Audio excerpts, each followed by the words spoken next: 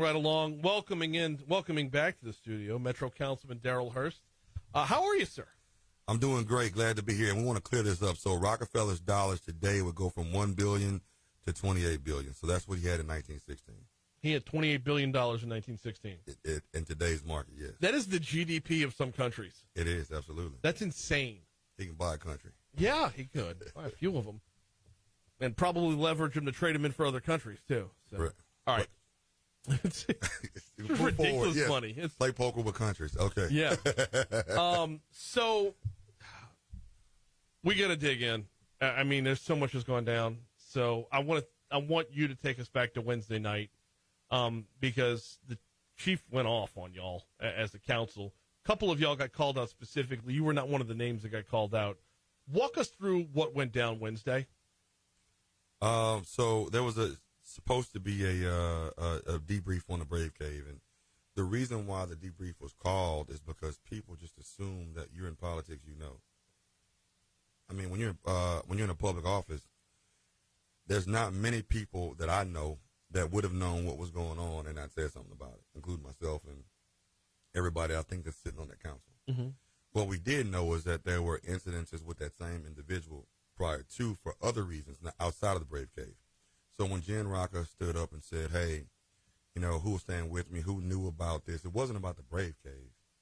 It was about a previous incident where we were requesting that something be done from a discipline standpoint to the same individual that's involved with the Brave Cave. Okay, so was something lost in translation there? Because when Jen was on yesterday, she was under the impression that, and I don't want to put words in her mouth, but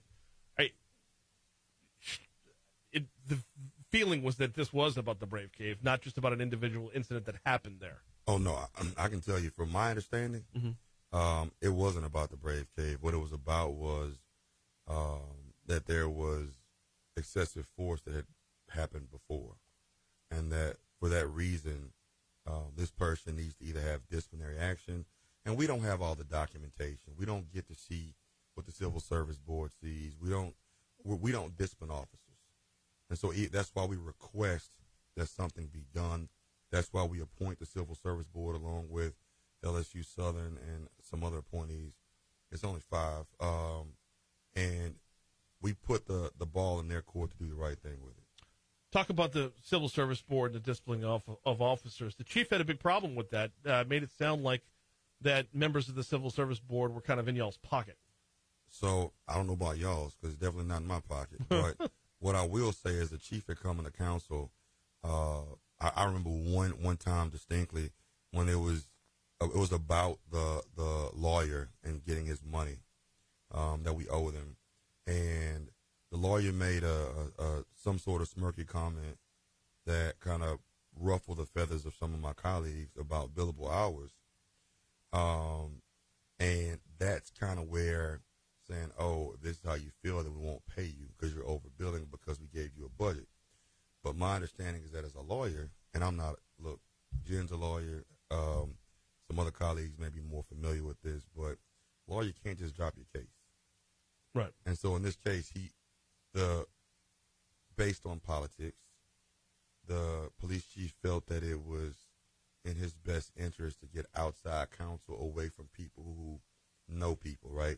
It's kind of hard if your nephew comes before the Civil Service Board for you to have an unbiased opinion, or your cousin or somebody you've done community service work with on the police force to have an unbiased opinion of how to deal with that person.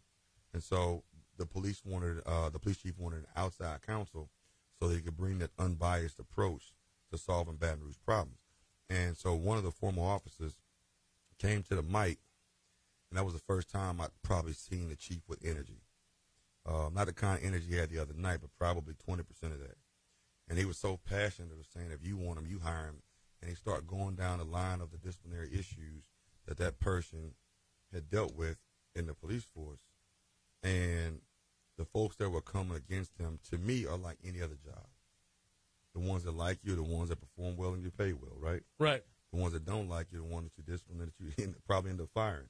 And so in his case, he's come there and done a whole bunch of reform. I mean, we've heard for years, and not just in our municipality, but back the blue doesn't tell on the blue. And so it creates a good old boy system within the police network to make sure that they protect each other in the field. We get complaints about that all the time, and especially in underserved communities. The kid that was actually in the Brave Cave is out of District 5, out of my district. Okay. The house that was torn down, that's still not repaired to this day, is in Zion City that they thought he was in, which is in my district. So what people don't understand is just because I suspect that something's going on in the home, and I have probable cause because this is a previously registered residence for somebody we're searching, as long as the police can justify it in their minds and on paper, they can come pull the door off your house, the windows out of your house, throw smoke bombs, and guess what? They don't have to repair it. They don't. And your insurance won't repair it because it's related to criminal issues. Well, it's the and on paper part that is kind of important there, right? They could justify their minds and on paper. I mean, it does have to be backed by. You can write it on paper. It just doesn't mean it's going to stand up in court. It does have to be backed by a judge to get the warrant, though, right?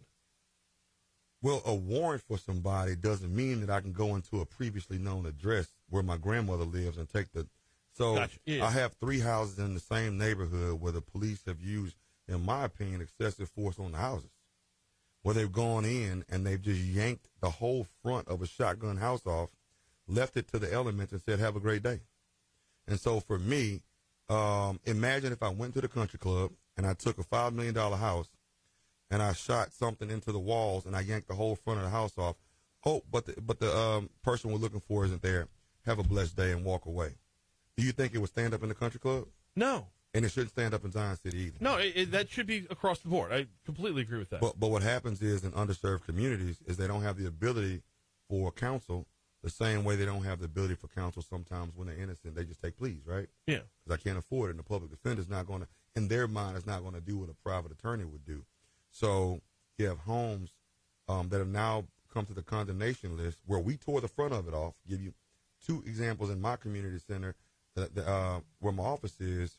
That's a part of 2 council and agent members. These are elderly women who are on a fixed income, and both have had the front of their homes ripped off, and now it's on the city's condemnation list, and we want them to pay for the condemnation that we created. Okay, I feel like you're talking about an important topic, but I feel like we're also getting away from the main topic here. Let's go. Yeah, it's I don't want to get too far afield. Does that tie back into what went down Wednesday night? It does, because it was a 2-part conversation. One was about how we searched for this individual and how we violated his rights, not only in the Brave Cave, but also in the neighborhood. So it was a 2-part conversation. And so parish attorney gave their opinion. The chief spoke about it a little bit. And Jen Rocker stood up and talked about previously knowing about Troy Lawrence and issues that he had. And then Aaron Moak requested that the chief take a step back while the investigation is going on so that the FBI can have an unfiltered approach at looking at BRPD. And I believe it sent the chief in a spiral. Well, to that, is there something to Aaron? Would you agree with Aaron Moak's take right there? I mean, especially when 24 hours later, one of the highest ranking members of BRPD has been arrested as well. Well, what I would tell you is that the chief came in, and his issues have not just been with people that look like that don't look like him. Okay. He gives the axe to any and everybody that deserves it. Let's dive down that path, because that's one of the things that he talked about. And I know we're kind of getting a feel from where we're headed, but this is an important part too. Is 14 police officers were terminated, the chief said. 8 more resigned under investigation. The chief said that he's been accused of only disciplining white officers, and that's not true. He hasn't been accused by the council of that, though, right? No, sometimes so the police department, I can just tell you, in black and brown communities, there were police officers that we knew by name when we were younger, because they had a reputation for not doing the right thing, abiding by the law, and being worse than the people that they were arresting. Okay. And so in those black and brown communities, you see challenges from your 1,000-foot view when you live on the other side of Florida Boulevard. Why is he running from the police officer? If he was innocent, why didn't he just stay there? Well, I've seen my friend get the brakes beat off of him by a police officer. I've heard stories, maybe it's not on the street anymore, how they've been taken to the Brave Cave, which is formerly part of the Brave team that was dismantled, right? Mm-hmm. And so those traumatic experiences will create an inability for you to trust law enforcement.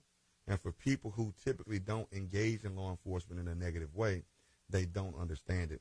But these things have gone on not just in Baton Rouge, but around the country on a day-to-day basis, which brings distrust in underserved and black and brown communities. Well, have the accusations about the disparity in enforcement, the disparity in discipline, have those accusations come from inside black and brown communities as well? Because my understanding is it's coming from more white communities that he only disciplines white officers. Well, what happened is, I'll give you an example. So and I'm going to tell you where I think it started, right?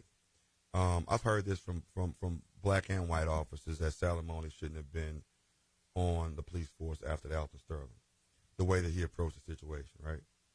And also heard from both black and white officers that wasn't his first time. He was well known for using excessive force. Troy Lawrence, right? Oh no, so I'm going somewhere with it. Okay.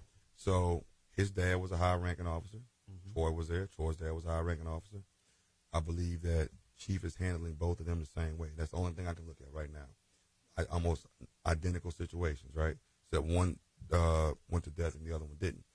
But they're before the grace of God. I mean, yeah, but just how it went forward. But when Carl Dabney was in office, he didn't take the disciplinary measures that the public thought he should have taken because of what people in the BRPD consider to be best practices to protect the blue. Okay. And in this case, Chief Paul was hired. He came as a top-ranking officer from state police, and he used what he would do as a state police officer and brought it to BRPD and started correcting those broken best practices. And one of the first things he did was fire Blaine Salamone. So it became a pushback on Chief Paul, right? And then I can tell you even moving forward, it's not complaints about Chief Paul from just white officers, black officers too. I hear a lot of them. But it's also because he's coming in there and changing the culture. And what people don't want to do is change anything. No, I understand, and especially not in the way that Chief Paul got his job in the first place. And that has haunted him that's followed him this entire time. What happened Wednesday night was a long time coming. And I'm not saying he's right for doing it. I'm not saying he's wrong for doing it. But that was a long time coming because from the day he took the job, there was that push. There was that opposition. Correct. So I get it. I understand. Still, you got a month to go, Chief. Well, I will tell you a couple of those stories that he brought up in there. He told me about several months ago. Some of the challenges that he was having with his boys. Please go there. Yes. So the chief is a cigar smoker, like a lot of folks are in Baton Rouge, right? Okay. He would be in a cigar place, just go and find the ones of his liking. And my understanding is that he was told by officers to look at him while he was in those establishments to see if he was drinking, and then would get on the road and drive to try to get dirt and do other things. So this is what I'm not saying what I learned. Yes, I knew when he said it, I already knew what he was talking about. Yeah. We'd spoken with him about it a while back. Well, not we, but I had spoken with him about it just in general conversation. And then when it happened with his boys, it became extremely frustrating. And there was a question that I asked him that made him tell me those two answers. And I'll tell you what the question was. I said, Chief, because I don't want people to think that I'm hiding anything by any means. I said, Chief, one of the questions that's come up is, we talk about hiring within the parish, and you live in a central parish. Yeah. He said, Darryl, there's a reason why. He said the reason why is because this is happening. I want to put my family in a position where they're not being spotlighted and ridiculed because of what I do for a living, because I'm trying to make East Baton Rouge Parish, the city of Baton Rouge primarily, the best place to live, work, and play. And anytime you have radical transformation and you're coming in and bringing best practices in that they haven't seen in a very long time, people buck the system when it comes to change. He said, and that change is affecting my family. He said, so I'm where I am so that the people that I police on a day-to-day basis are not the ones that he wanted to essentially insulate his family to protect them. And I understood that part of it. But that's when I got that information, when I challenged him on his residence and not living in Baton Rouge. Okay. And so he came back, and I understood the answer. Yeah. And I said, Chief, I don't know if that's the answer I take, but I'm never going to tell you how to protect the ones you love. And so once I found that out, I backed up from it because I understood. A lot of the accusations he leveled, I mean, is there validity to what he brought at y'all on Wednesday? So let me say this. I've heard that from a number of folks as well, not just him. Who those folks are, I don't know. Okay. I'm not one of them. But I've only had small encounters with the Civil Service Board. I have a couple of members that feel comfortable talking to me about certain things. And a lot of times when we have candidates for the Civil Service Board, the members will reach out to us and chime in based on people's personalities and things that they deal with, who they feel are the best candidates to serve in that role. But that's as far as we go. It's like appointed library board or Breck board. Right. Or even appointed someone. It's just the stakes are higher. The stakes are a whole lot higher, but it's no different there. You get fired at Breck, right? Well, no, I know, but there's no brave cave for overdue books. There isn't, and there shouldn't be for any heinous crime in Baton Rouge. Understood. So illegal is illegal, regardless whether it's the library, somebody taking 10,000 books home and creating their own library, yeah, or doing the brave cave. If it's illegal, it's illegal, and it just shouldn't be done, regardless of what the capacity is. All right, we're running over on time, and I appreciate you coming in this morning. I really do. I want to, if we could, kind of crystal ball where you think this thing is headed. 100% your opinion, not speaking on behalf of the council or anything else. But 3 different council members are calling for his resignation, if not termination.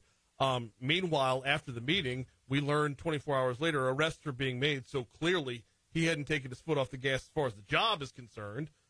Where do you think this goes from here? Well, my opinion is that as much as he had an outburst the other day, and I understand on one hand why he did it, on the other hand, I understand why people are saying professionalism and decorum, right? They say the same thing for the council members. Yeah. But he's in the middle of an investigation. He has a press conference Friday. He has things in motion along with the FBI.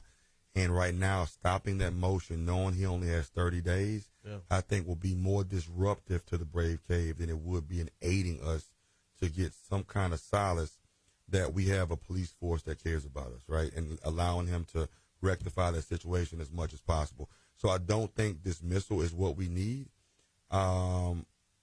Maybe he makes a statement that just acknowledges what he said, and maybe he doesn't. I'm not Chief Paul. I won't tell him what to do. But I think dismissal at this point is not what we need, especially in the middle of an investigation that he's leading, and is probably the most unbiased person in this situation because he's taking down some of his top people. No, as of yesterday, one of his top people went down. So it's you can't take down your top people and then say that hey, this guy's not giving me a fair shake, right? So